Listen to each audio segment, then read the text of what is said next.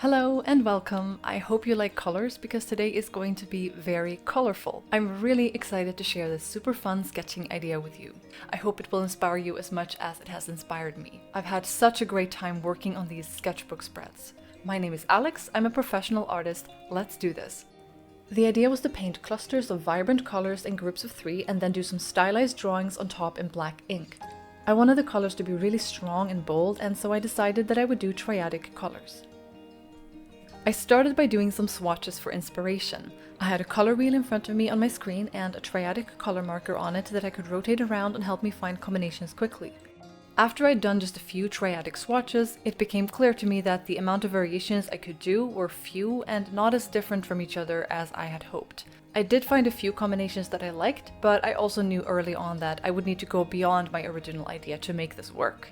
So, when there were no more triadic swatches left to try, I decided to do a few other combinations of 3, working more from intuition and selecting colors that spoke to me in the moment.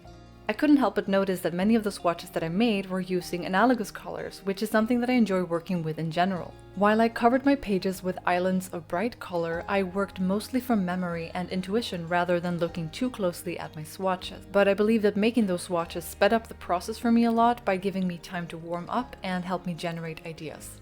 I'd already strayed quite far from the original idea using triadic colors, but I didn't really care too much about that. Sometimes we start in one place and end up in a completely different one. Maybe it's different for you, but this phenomenon is often part of my process, and it's something that I've learned to embrace and enjoy.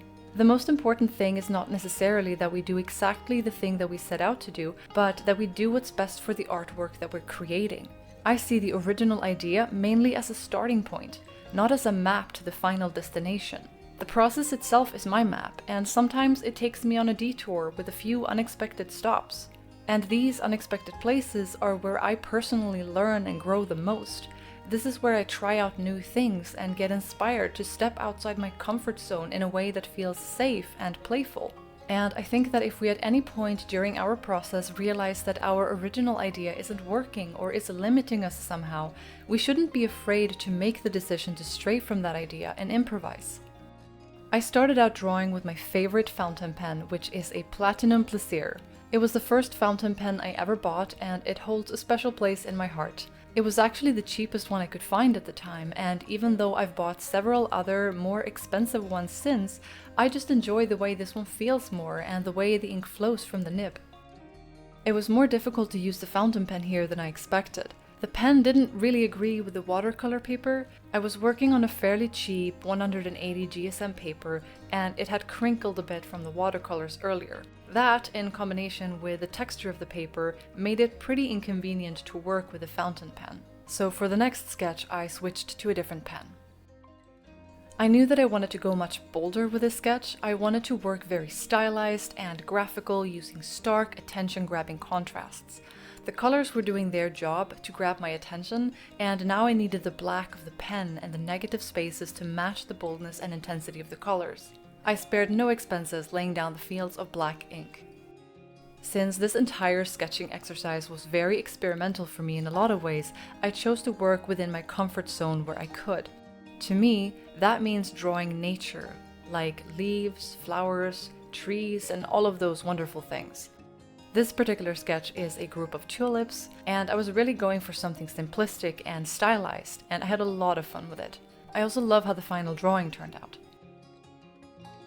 Green really is my favorite color, and to me there is no better version of green than when it feels like a forest, with golden sunlight filtered through the leaves, contrasted by cold shadows. That's what this palette feels like to me, and I chose to draw some rocks to establish that connection to the forest. Drawing these weirdly shaped rocks with patterns and textures has been a bit of an artistic obsession of mine for the past year or so. I couldn't tell you why, but I find that I often take an artistic interest in the smallest, strangest, or most unlikely things, like these funny-looking rocks, or the texture of old wood, or rusty metal surfaces. It could be anything. These interests I have will often shift over time. They can go away suddenly as I find a new interest, and they can come back again years later. It's really interesting to me how these things work, and I often wonder if other artists have a similar experience. What specific details or concepts in your environment catch your attention, and what makes you want to draw? Let me know in the comments, I'd love to hear from you. I decided to bring some colored pencils into the mix, just to try it. Not necessarily for the color, but for the contrast in texture that it creates. I just thought a heavily textured surface could look really interesting next to a solid black shape. I recently got this white Posca pencil from my local art supply store. I believe that this pencil is based on both wax and oil. I've tried both oil-based and wax-based colored pencils before, but never a combination of the two. And I have to say that I'm really impressed with the pigment strength and the opacity of this pencil. No other white colored pencil I've ever had could match this one. For this next sketch, it really was the colors and the shape they made on the paper that inspired me.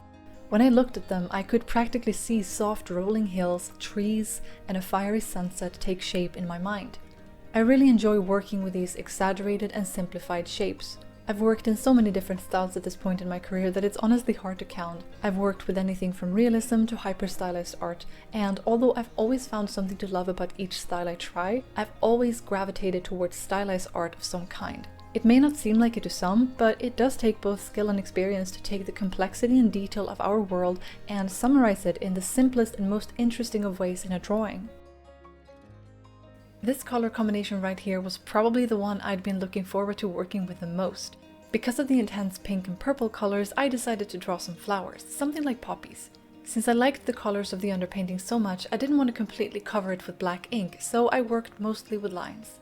I really like the way this sketch turned out, which was actually a bit unexpected, because it's often my experience that the thing I hype up most in my mind doesn't turn out nearly as impressive as I'd hoped, whereas the drawing I least expected to like turned out to be the best one. Maybe it has to do with trying too hard or having the wrong expectations or something.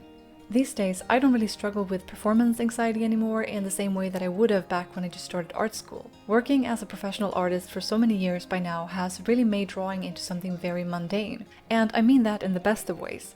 When I say mundane, I mean comfortable, relaxed, and no big deal. It's just something that I do, and that has made painting so much more enjoyable. Working as an art director, I can't tell you how many quick, messy sketches and paintovers I've had to send over to other artists and show to my other colleagues in meetings on a daily basis. In a way, I suppose you can say that drawing has become more like a method of communication to me, as normal and as easy as using words. I spent hours doing a bunch of these sketches and it was such a blast. The intense colors bring me so much joy, and I feel like I could keep on doing this forever almost. I will definitely get back to this idea again in the future. I ended up liking the spread with the smaller drawings a bit more than the bigger sketches that I did in my square sketchbook. I think that the reason is the simplicity of the smaller ones just make them read so much clearer at a glance. I like the larger sketches too, but some of them have too much detail to really pull through the way I would like them to, in particular this one with a frame. I also think that what I like about the small drawings is simply seeing them all next to each other. Just this gorgeous explosion of color really speaks to me. I will definitely look back on these pages with a lot of great memories, and hopefully it will spark some new ideas and inspire more works in the future. Also, I really couldn't help myself, I just had to make these sketches into stickers that I could put on my sketchbook. They are so much fun to look at. I think my favorite sticker is the one with the tulips. The colors just look so great together and the black shapes on top work really well. But I'm curious what you think. Which one is your favorite? Let me know in the comments. Stay creative, and I hope to see you again soon.